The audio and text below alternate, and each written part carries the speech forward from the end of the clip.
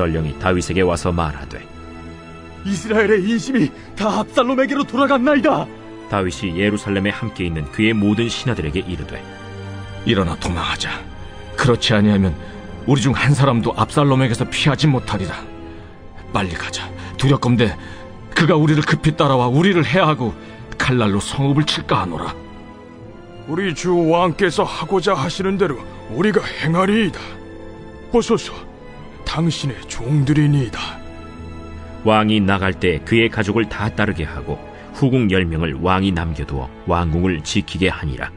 왕이 나감에 모든 백성이 다 따라서 벳메르하게 이르러 멈추어 서니 그의 모든 신하들이 그의 곁으로 지나가고 모든 그렛 사람과 모든 블렛 사람과 및 왕을 따라 가드에서 온 모든 가드 사람 600명이 왕 앞으로 행진하니라.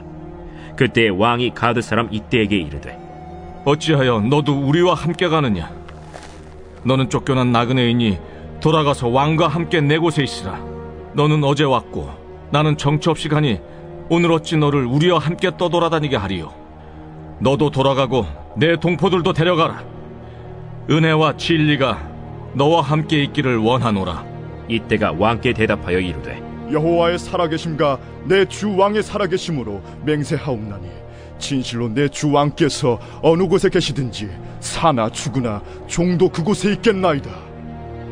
앞서 건너가라 하매 가드 사람 이때와 그의 수행자들과 그와 함께한 아이들이 다 건너가고 온 땅 사람이 큰 소리로 울며 모든 백성이 앞서 건너가매 왕도 기드론 시내를 건너가니 건너간 모든 백성이 광야 길로 향하니라. 자, 이제 사무엘하 15장 13절에 오면 상황이 이제 급격하게 악화가 됩니다. 설마 했던 것이 이제 본격적으로 나타나는 것이죠. 자, 13절에 보면 전령이 다윗에게 옵니다. 이스라엘의 인심이 다 압살롬에게로 돌아갔나이다 그러죠. 그냥 성문 입구에서 사람들의 마음을 한두 사람 훔쳤던 것이 영향력이 파급이 되는 겁니다. 각 지파로 돌아가서 압살롬이 이렇게 우리의 마음을 따뜻하게 위로해주고 토닥거려줬다라는 칭찬을 하니까 이 좋은 소문이 사방에 퍼져나간 거죠. 물론 잘못된 소문입니다만 이 압살롬에 대한 호의와 마음이 점점 돌아서는 겁니다. 자, 급기야 전령이 다윗에게 말하기를 이스라엘의 인심이 다 압살롬에게로 갔습니다. 그럽니다. 자, 그렇게 하자 다윗이 14절에 반응이 급작스럽게 바뀌죠. 예루살렘에 함께 있는 모든 신하들에게 말합니다. 일어나 도망하자. 여러분, 이 난공불락의 예루살렘 성읍, 이 여부스 족속이 있던 이 성읍을 점령한 지 얼마나 되었다고 이 천혜의 요새를 버리고 도망한다는 겁니까? 상당히 당황스러운 겁니다. 근데 다윗의 말이 뭐냐? 그렇지 아니하면 우리 중 한 사람도 압살롬에게서 피하지 못하리라 그러죠. 압살롬에 대한 두려움. 또 얘기합니다. 빨리 가자. 두렵건대 그가 우리를 급히 따라와 우리를 해하고 칼날로 성읍을 칠까 하노라 그럽니다. 자, 여러분, 이 다윗의 두려움은 이제 크게 두 가지로 우리가 이해할 수 있습니다. 첫 번째는 어떤 두려움이냐면 이제 은혜를 떠난 두려움입니다. 은혜 안에 있을 때 평안하고 은혜 안에 있을 때 든든한데 은혜가 사라지면 우리 마음이 흔들리는 갈대와도 같습니다. 작은 거 하나에 휙휙 흔들리는 거죠. 마음에 큰 진폭이 일어납니다. 여러분, 시편 56편 11절에 보시면요.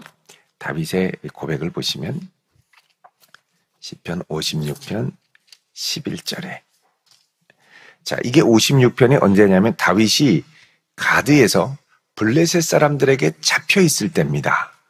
그때 뭐라고 고백하냐면 11절 읽어볼까요? 56편 11절 시작. 내가 하나님을 의지하였은즉 두려워하지 아니하리니 사람이 내게 어찌하리이까. 아멘. 자, 이런 고백을 했던 다윗입니다.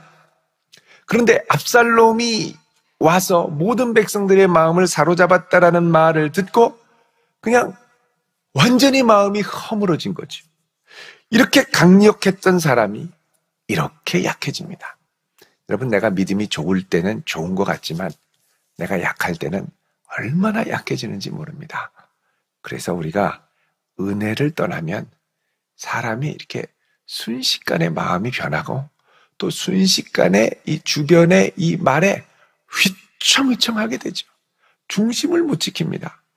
은혜를 끝까지 지키는 것이 너무너무 중요하죠. 은혜를 지켜야 평안하고 은혜를 지켜야 흔들리지 않게 될 줄로 믿습니다. 그래서 마음이 많이 흔들릴 때는 항상 주님 앞에 와서 주의 말씀을 붙들고 끝까지 여러분 이런 말 저런 말 있는데 이 말 듣고 휘청 저 말 듣고 휘청 그러다 보면 내 인생의 걸음이 갈지자가 됩니다. 어떻게 가는지 몰라요.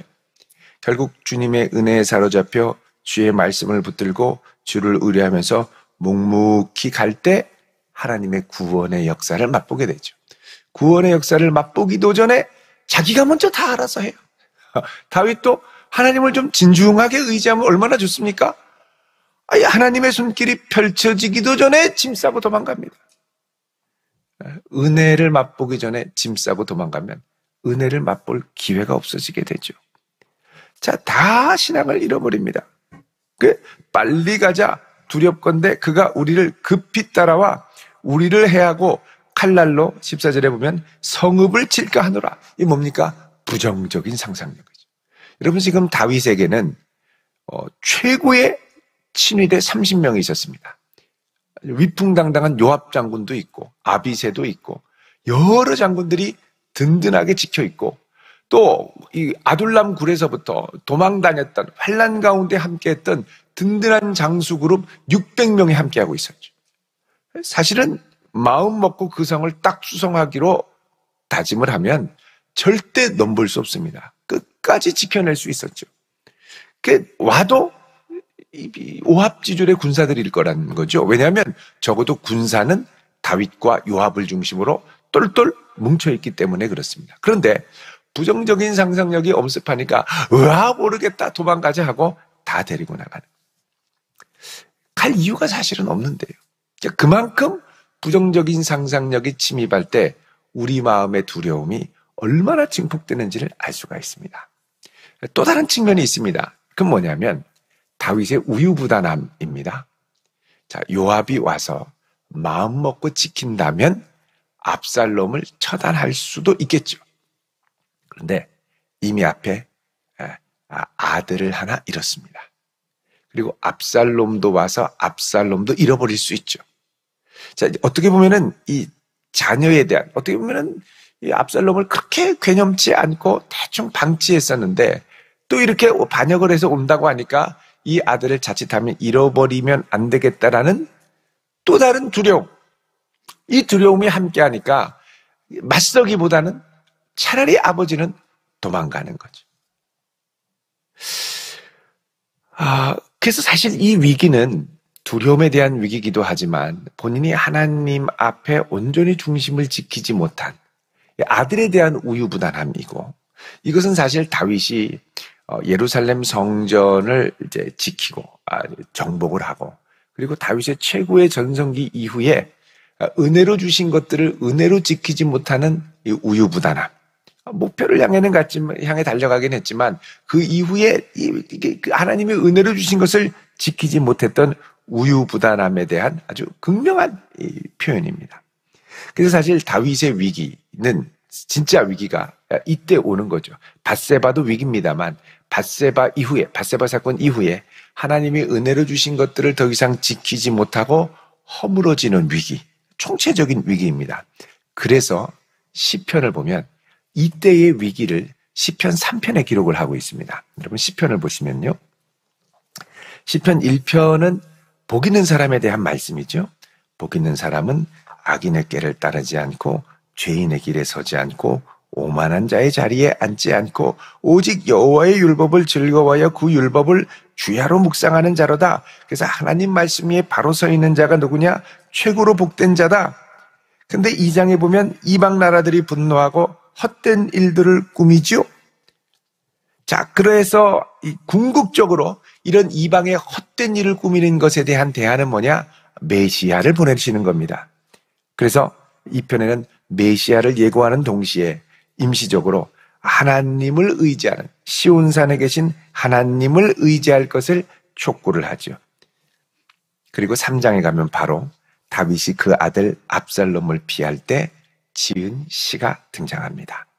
여러분 3편 1절에 보면 여호와여 나의 대적이 어찌 그리 많은지요. 일어나 나를 치는 자가 많으니이다 그러죠. 많은 사람이 나를 대적하여 말하기를 그는 하나님께 구원을 받지 못한다. 그러니까 다윗이 겪었던 총체적인 위기를 한마디로 말하면 하나님께 구원받지 못할 왕이라는 거죠. 자, 그 가운데도 하나님께서 붙들어 주십니다. 여호와여 주는 나의 방패시고 나의 영광이시고 나의 머리를 드시는 자니이다. 그러면서 7절에 뭐라 그럽니까? 여호와여 일어나소서 나의 하나님이여 나를 구원하소서 주께서 나를 모든 원수의 뺨을 치고 악인의 이를 꺾으셨나이다. 구원은 여호와께 있사오니 주의 복을 주의 백성에게 내리소서. 그러니까 다윗이 이 겪은 이 압살롬, 이게 사실은 인생의 아주 절체절명의 위기라는 거죠. 그래서 이게 시편 3번째로 등장을 합니다. 자, 다시 사무엘하 15장으로 오시면, 자, 이렇게 해서 다윗이 도망을 가는데 15절에 왕의 신하들이 다윗에게 얘기를 합니다. 우리 주 왕께서 하고자 하시는 대로 우리가 행하리이다. 보소서 당신의 종들이니이다. 자, 이들 중에 반란을 일으키는 자가 하나도 없습니다. 다윗의 부하들은 다윗에게 온전한 충성을 맹세했고 온전하게 그를 따랐죠. 사실 이게 다윗의 복이기도 합니다. 이때 한두 사람만 배신을 했으면요, 다윗은 큰일 나죠. 그런데 다윗을 중심으로 똘똘 뭉친 하나님께서 붙여주신 부하들이 있었습니다. 다윗이 중간에 중심을 막 이렇게 흔들리긴 했습니다만 이런 다윗을 끝까지 믿고 지지하고 함께 해준 충성스러운 부하들, 이것도 다윗에게 복이죠. 그래서 우리가 구할 것은 하나님 내 주변에 정말 충성스럽고 끝까지 변치 않고 함께 할 수 있는 복된 사람을 붙여주시고 나도 그런 사람이 되게 해주십시오. 왜냐하면 한번 누가 한두 명만 이렇게 탁 돌아서면 결국은 아주 큰 어려움을 당하기 때문에 그렇습니다. 사람을 붙여주시는 건 하나님께서 하시는 것이고, 이 위기 가운데도 그래도 흔들리지 않는 다윗의 부하들이 있었기 때문에 다윗이 그 중심을 갖고 결국은 하나님의 은혜에 의지하게 되었죠. 자, 그래서 이 사람들이 저희들은 끝까지 따르겠습니다 그러죠. 그 중에 생각이 있는 사람은 아니 이 성을 왜 버립니까? 이 난공불락의 성읍을 아예 압살롬을 아주 박살을 내버리시죠 라고 할 수도 있습니다. 그런데 여러 가지를 고려하고 고민했던 다윗의 고뇌와 생각을 충분히 헤아리고 왕에게 뜻이 있겠지. 왕께서 이렇게 급히 나가려고 하는 건 또 의도가 있으시겠지라고 헤아리며 그 결정이 어리석어 보이는 것 같아도 함께 하더라는 거죠. 이게 참 놀라운 일입니다.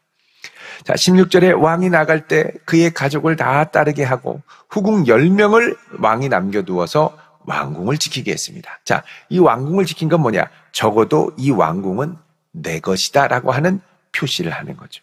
여러분, 이 후궁은 후궁이긴 했지만 후궁이니까요. 첩이 아니라 후궁이니까 적어도 압살롬에게는 어머니들입니다. 어머니들. 그러니까 이 압살롬은 왜 이제 다윗이 이 어머니들을 남겨놨을까? 여러분, 이 압살롬이 이렇게 크게 이제 상심하고 상처받은 건 무엇 때문이냐면 자기 누이 이 다말 때문에 그렇죠. 그리고 이 다말에 대한 상처를 가슴 깊이 새기고 딸을 낳았을 때 그 딸 이름을 누이의 이름을 붙여서 다말이라고 붙여줬습니다. 그러니까 적어도 여인에 대한 애틋함과 존중이 있겠지라고 생각하고 적어도 왕궁에 들어왔을 때 어머니들이 계시니까 적어도 오만방자하게 함부로 하지는 않겠지라고 하며 둔 겁니다. 설마 이 어머니들에게 어떻게 해코지를 할까?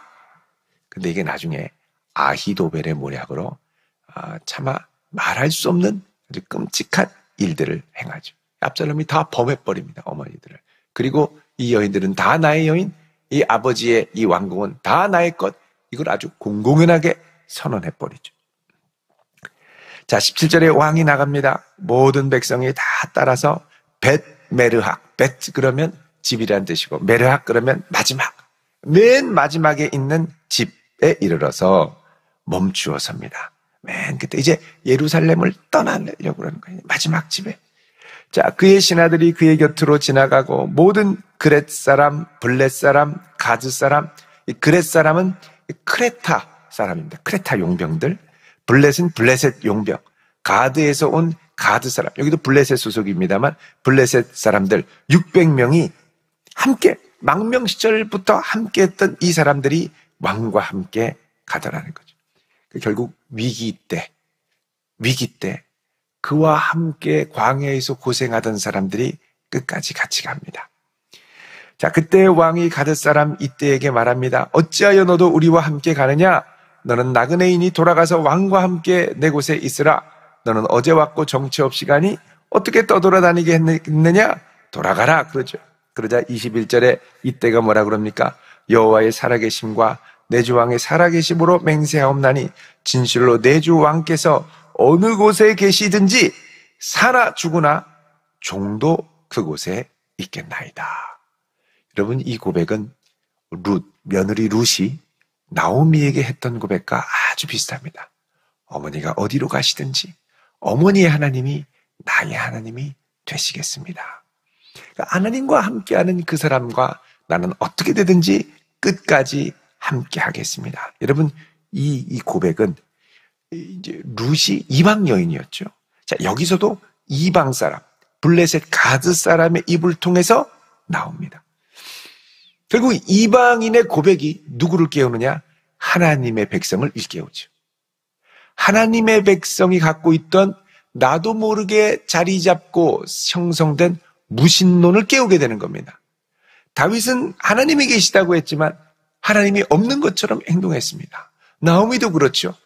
어머니가 하나님이 없는 것처럼 생각을 했죠. 그러나 룻의 고백을 통해 하나님이 나의 하나님이고 내가 가는 곳에 함께 하시고 그 하나님을 바라보고 이 며느리도 함께 하는구나라는 걸 깨닫게 되죠.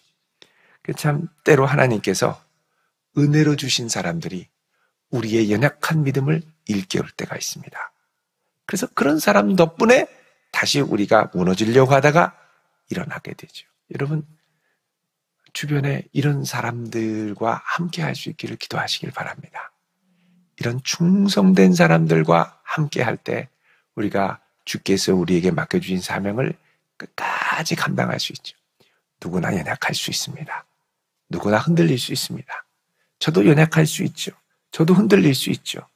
그때 충성된 이 다윗의 부하 같은 이들이 일어나서 끝까지 하나님의 역사를 이루어가도록 격려하며 같이 간다 그러면 여러분, 이 교회를 통해 하나님이 반드시 그분의 뜻을 이루시지 않겠습니까?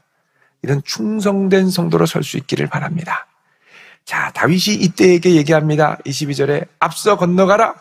무슨 말입니까? 그렇다면 내가 나와 함께 가자. 내가 앞서서 가라. 이렇게 얘기합니다.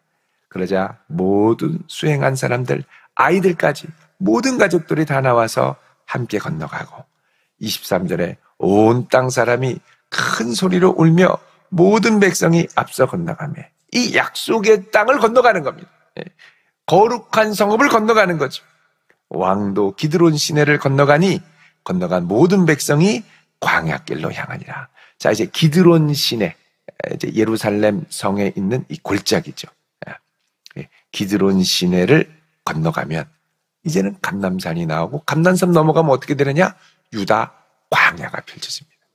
이 유다 광야는 어떤 광야냐? 다윗이 사울의 추격을 피해서 도망갈 때 도망 다녔던 것이 유다 광야입니다. 드넓은 광야, 끝도 없이 펼쳐진 광야에 정처 없이 돌아다니게 되는 거죠. 여러분, 광야에 가면 그동안 눈에 화려하게 보였던 모든 것이 사라집니다. 그럼 이제부터는 몸만 바라봐야 되느냐? 예전에 내가 그토록 간절히 사모하고 바랐던 목마른 사슴이 시냇물을 찾기에 갈급했던 것처럼 그토록 간구했던 하나님만 보게 되는 거죠. 그래서 어떻게 보면 다윗이 광야로 돌아가는 건 작전상 후퇴일 수도 있습니다만 영적으로는 잃어버렸던 야성을 회복하는 시기이기도 합니다. 그래서 우리가 광야로 내던져질 때 두 가지 면이 항상 있죠. 어렵고 힘듭니다. 근데 뭘 회복하느냐? 오직 주님만 바라보는 야성을 회복하게 되죠. 그래서 이때는 사람 그만 보고 나의 연약하고 물렀던 마음에서 다시 하나님을 바라보는 사람으로 바뀌게 되는 거죠.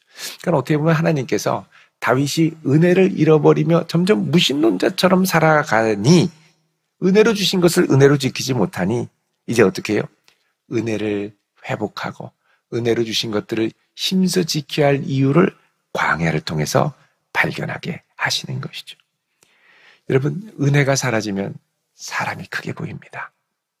늘 압도하는 은혜로 우리의 중심을 끝까지 잘 지키고 우리의 마음과 걸음과 입술을 지킬 수 있는 그런 성도 될 수 있기를 주의 이름으로 축원드립니다. 기도하겠습니다. 거룩하신 아버지 하나님, 우리의 마음이 흔들릴 때 주께서 그 마음을 붙들어 주사 끝까지 주 앞에 중심을 지키게 하시고 우리에게 은혜로 주신 것들을 잃어버리지 않고 끝까지 힘써 지킬 수 있는 저희들이 되게 하옵소서. 이 한날도 주께 맡기오며 예수님의 이름으로 기도드립니다. 아멘.